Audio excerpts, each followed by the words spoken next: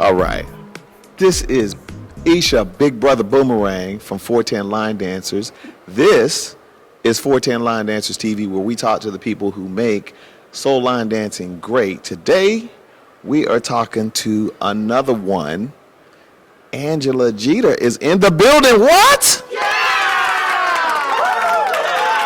So who do you... You're here because... No, I'm here because you're here. If you wasn't here, I wouldn't be here. You don't know. There's a lot of eyes on you, too. Well, that's not... I guess I better not act up. So I was... that just killed my whole plan of going out here in Baltimore and acting a fool tonight. No, I'm going to act up anyway. So all right, so... Who do you, first of all, you're out of North Carolina. Are you a part of LDFF, or who's your group? Okay, so just to clarify, my crew, Bull City Sliders. Okay, see, that's why we ask these questions. One of the founding members is also a founding member of LDFF. That's Lee Williams. Right. So Lee founded a crew, Bull City Sliders. She helped with that. And then she went on and started her own business, Line Dance Fever and Fitness. So I fit in both areas. So is my crew and also Line Dance Fever and Fitness, yes. So is it kind of like if you like two football teams, like you like the Eagles and the Redskins? Is it kind of like that? Yeah, exactly. You can't like two football seasons. You like in two NFC teams too. I mean, you can't even like two NFC teams. We're gonna go there. You know, I'm from North Carolina, so you already know who I love. So, hey, Cameron. Yeah. All right, so you're big in North Carolina. I mean, we see you all over the internet all the time. But I think one of the things that we really want to talk about today is tell us about your survival story, because you're a survivor, and I think that the people really would like to hear your story because it's very inspirational. Well, first I'd like to say that it's something that happens to a lot of people. Believe it or not, the whole practice of helping people through transplant, you know, is nothing new. It's nothing, I wouldn't even say it's nothing that's uncommon. It's a community that I embrace now that I'm a survivor, as you said. But basically, I was diagnosed with heart disease. And we all know heart disease is a big thing. It's a silent killer. It's bigger than cancer, actually. And as I was being treated after my diagnosis, I found myself years later getting sicker and sicker. You know, they've tried things such as certain medicines. I've even done clinical trials.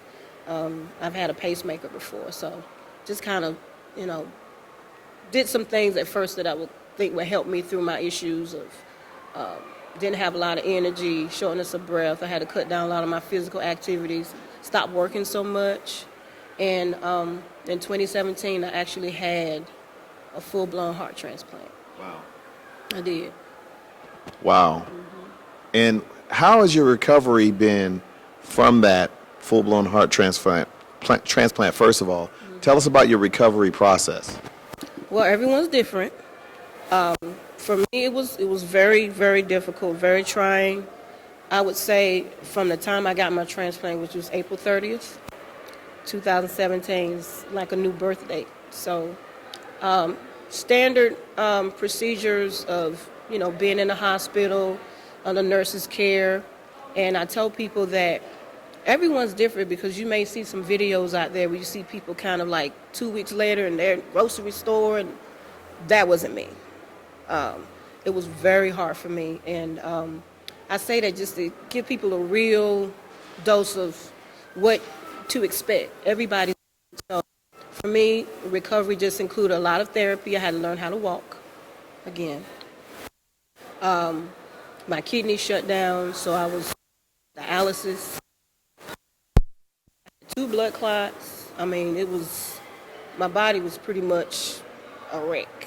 Wow. And through a lot of therapy and through a lot of prayers and just going to rehab, you know, Durham has great medical facilities for that.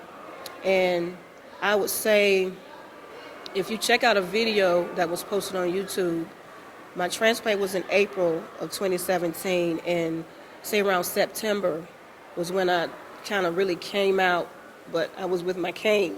at the time, and people used to kind of, you know, oh, you got a cane, you know, you're making progress, and it was a great time for me to mark that month as progress because I was able to come out with line dancers, and they blessed me with a lot of charity, with a lot of love, and it helped me out a lot. So, Well, tell us about how your line dance families came together on your behalf. Tell us about that. well, as many of you know, there's a lot of heart in our community, a lot of heart, a lot of group people, people that become family, you know, more than just a line dance sister or brother. So I would say just the reaching out, how you doing, just general phone calls, texts, things like that, social media, just awesome, and cards, just, and I kept every single one. People would come to my home and just check on me, sit with me, because it was a depressing time as well, going through recovery. Just making sure I've eaten, making sure my family had eaten. I mean, yeah, line dancers were like cooking for me. My sisters, my Bull City Slider sisters, my LDFF family, and folks beyond that, and other line dance communities in Durham and beyond. Those that are here today from different states, just traveling through North Carolina, would come by and check on me. And when I was even in the hospital. So it was all types of output, all types of outpouring of love and support. Had a couple of great fundraisers for me, and that helped me out a lot with, you know, paying medical bills and medicine, and just making sure I was good and praying for me. Most important, just praying for me, and just, you know, just making sure that I was allowed to just take the time I needed to get well. It wasn't like, well, you need to come back, hurry up. It was never that. It was just take your time. Yeah. We're not going anywhere. We'll still be dancing, and we're still dancing. Yeah. Yeah. So how do you go from that to all the way to the point where you're at the UC Star Awards, and you're able to come in there, you're in the advanced line dancing workshops, you're able to mingle around with folks. How do you go from point A to point B? I would tell people this. First, know that you're not alone, just as an individual. There are other people that have gone and go through this.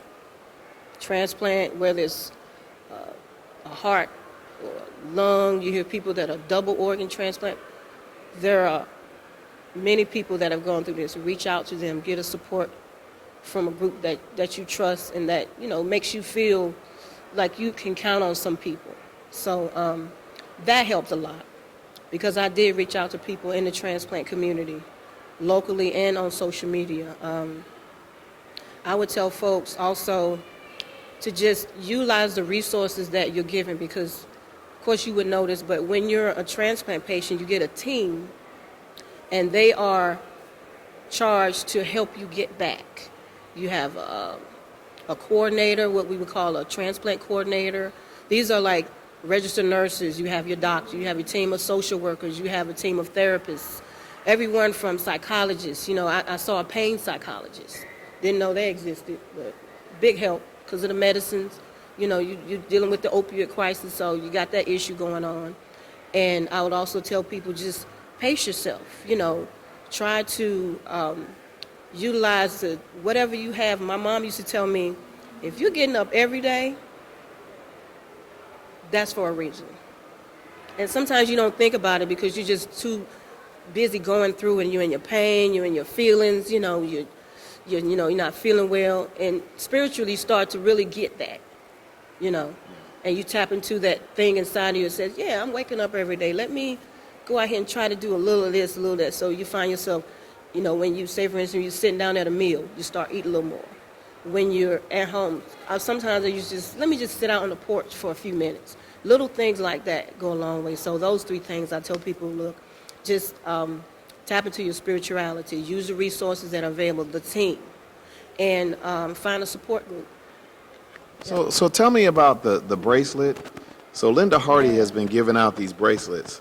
So for those of you all who can't see, yeah, these green bracelets. What exactly does that say? And tell us what that means. Linda is so beautiful. I just had a notion one day because I am thankful, grateful, and blessed. That's what's on the bracelet.